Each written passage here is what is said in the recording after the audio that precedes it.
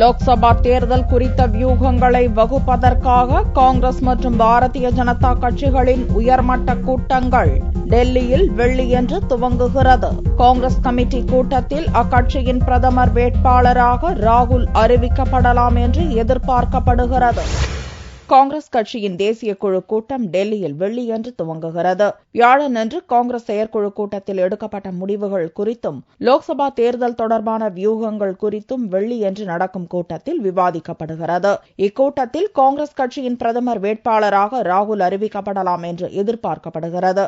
மோடிக்கு எதிராக பிரதமர் வேட்பாளராக ராகுல் முன்னிறுத்தப்படுவதற்கு கட்சிக்குள் இருவேறு கருத்துகள் நிலவுகின்றன. அதனால் அவருக்கு கட்சியின் செயல் தலைவர் பொறுப்போ அல்லது லோக்சபா தேர்தல் பிரச்சார குழு தலைவர் பொறுப்போ வழங்கப்படலாம் என்றும் காங்கிரஸ் வட்டாரங்கள் கூறுகின்றன. பாரதிய ஜனதாவின் தேசிய அளவிலான மாநாடு டெல்லியில் வெள்ளியன்று துவங்கி 3 நாட்கள் நடக்கிறது.